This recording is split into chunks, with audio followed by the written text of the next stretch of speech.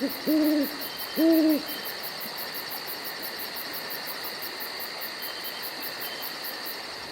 hello there.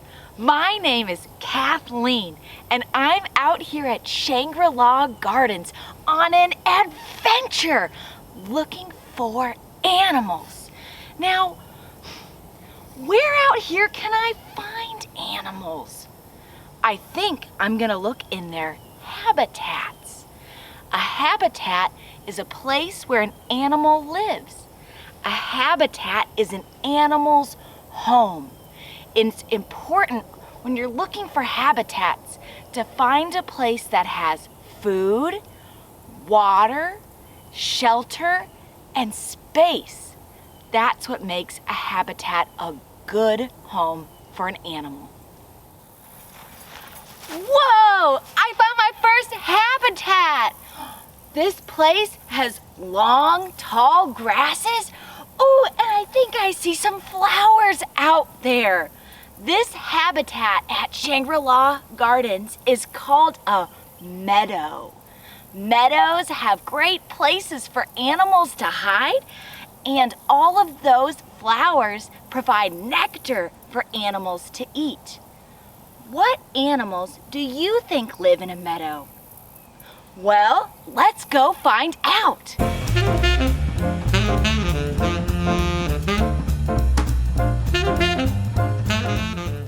Let's take a close-up look at what I found.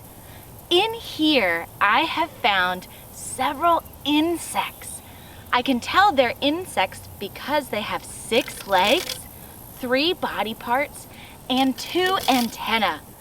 This is such a great place to find insects because a meadow has perfect food, water, and shelter for them. Whoa! What's that sound over there?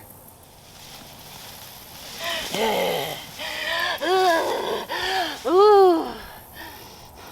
Who are you? I'm a squirrel. What are you doing here? I came out here to the meadow on a vacation, but ooh, it's hot, hot, hot, hot, hot, hot, hot. Ooh, and there's no acorns to eat, and I don't know what to do. A meadow is the wrong habitat for a squirrel. I'm gonna go back to my habitat in the forest. Ah! Well, we haven't explored the forest yet. Hey, squirrel, we're coming too. Come on. See you later, squirrel. Wow, that squirrel was right. This forest is shady and cool from all the trees out here. A forest is a great habitat for lots of animals because there are tall trees to live in, as well as laying trees that are decomposing for animals to burrow through. I wonder what else we could see in this forest. Oh, there was a weird hole there. What kind of animal could have made that hole?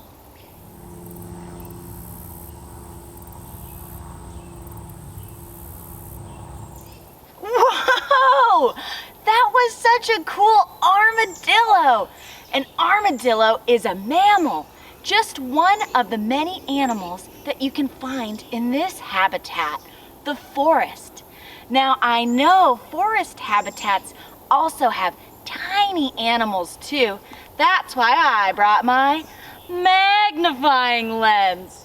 So let's go on a quick hike to look for food, water, shelter, and some space to see what else lives here.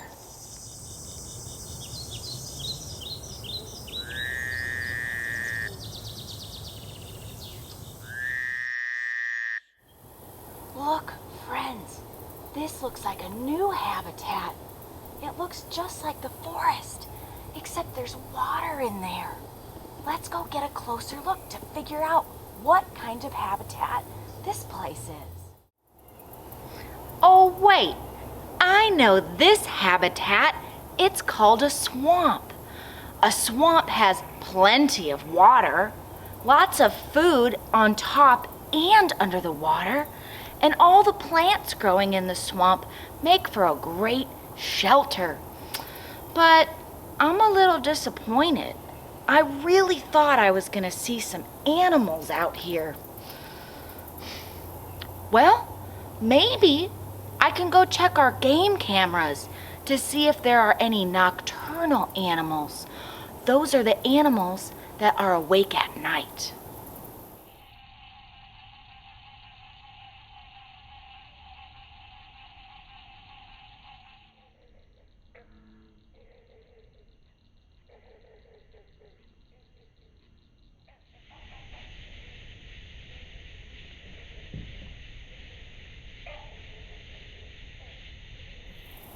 Whoa! That was so many animals!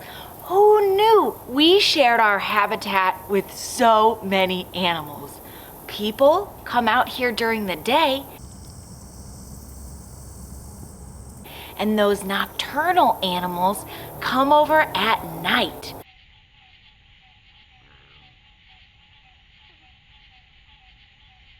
The swamp is a great place for animals to make a home.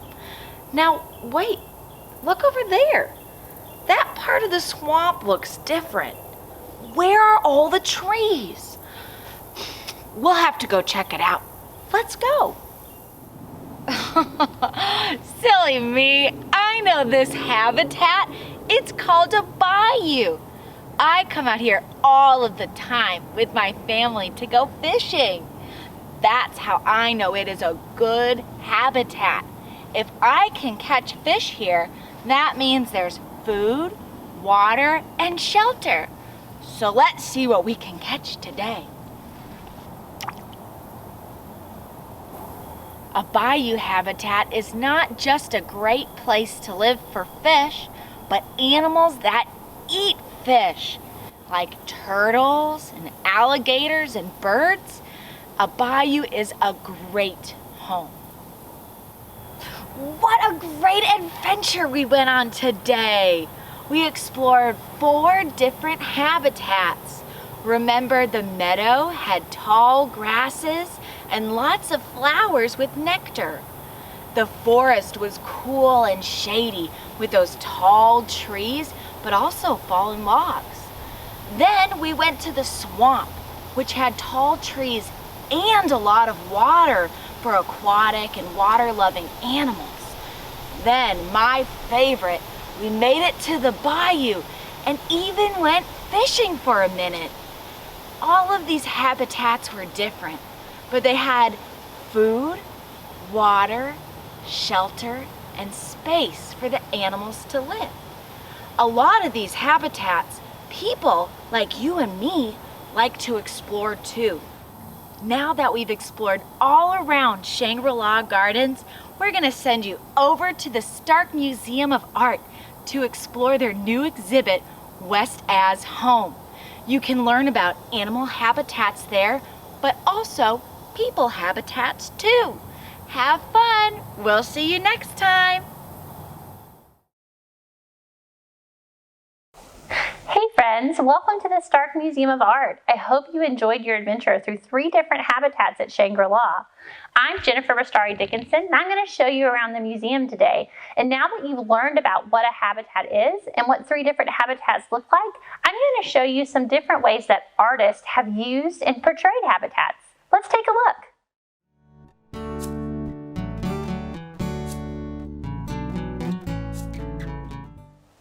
The first artist I want to tell you about is an artist who's known for depicting animals and birds in their natural habitats. This artist, John James Audubon, is known for drawing his birds life-size and in their natural habitats. Let's take a closer look at this print. In this print of the gold-winged woodpeckers, we can see elements of the habitat. What elements can you identify? Can you spy shelter? I spy birds on and in this tree. What about food? I see a bird holding a grub or a worm, certainly something that he plans to eat. We can guess that if there's a tree growing, that water would be nearby. And certainly if these birds are active, that there's also air. This is one of hundreds of prints that Audubon made depicting birds in their natural habitats. Now let's take a look at another work of art that shows a different way artists used habitats.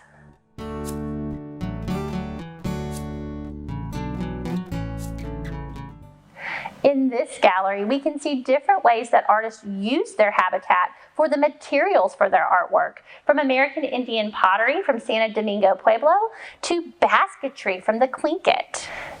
This basket is another example of a way artists use natural materials from their habitats to create works of art.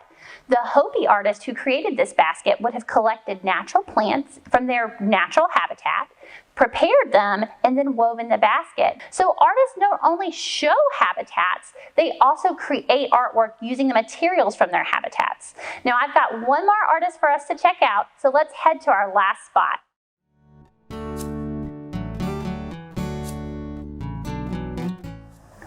This work of art looks like a painting, but it's actually not. When you look closely, you'll see many different pieces that form this sun painting or organic collage. Artist Pansy Stockton created this original collage using natural materials in unexpected ways. As we look closely, we can start to identify different materials that Pansy Stockton used to create this collage.